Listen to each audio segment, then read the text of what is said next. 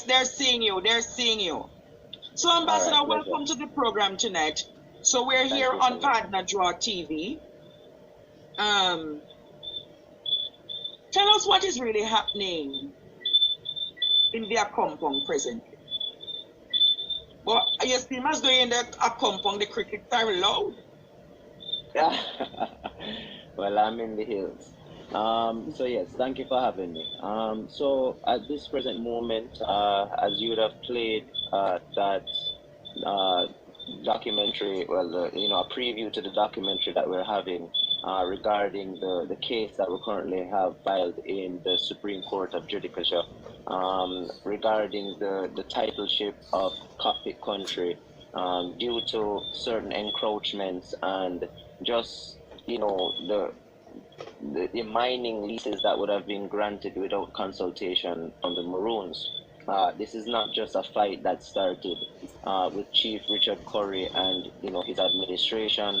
This has been something that has been in prior times that has been invoked.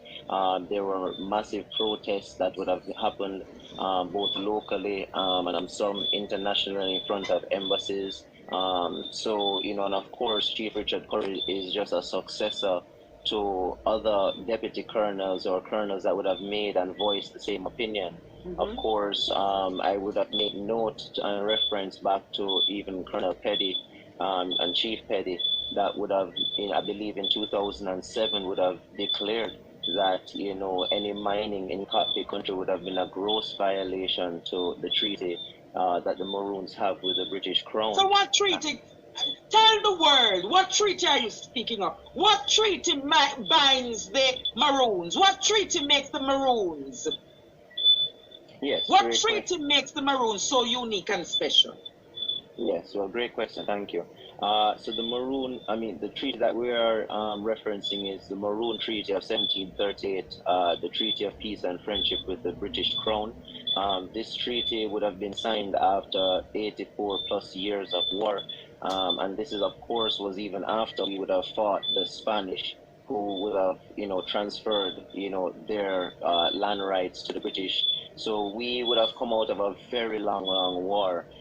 So at that point, when King George would have, sent his plenipotentiaries, to a compound to sit and wave the white flag and sign a blood oath, a treaty of peace and friendship to cease all war. Article 1 of said treaty, says that all hostility shall cease forever. It was the very first article, because the Maroons at that time, through the guerrilla warfare, would have ensured that commerce across the island was completely disrupted. Of course, anybody who knows their history would have known that tobacco and sugarcane would have been a massive jewel of the British Crown at that time that was bringing massive wealth to their system.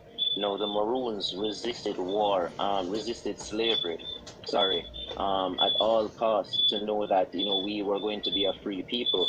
And that freedom was recorded in Article 2 of said treaty that says that the Maroon people and their posterity shall forever be in a perfect state of freedom and liberty. So when we construe those terminologies, we understand that from one sovereign nation, meaning the British Crown, the British Empire, to another free people who were identified, that treaty is there.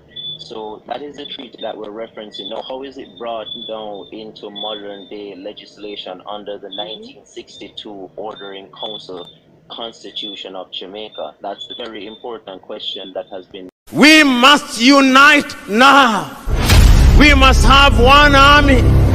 We must have one currency. We must have one foreign policy. We must be united. And I can hear the Osagyefo saying, I do not want to be the leader of that country. I simply want unity. And I'm saying that we must live here with one united government. They listen not to the Osagyefo.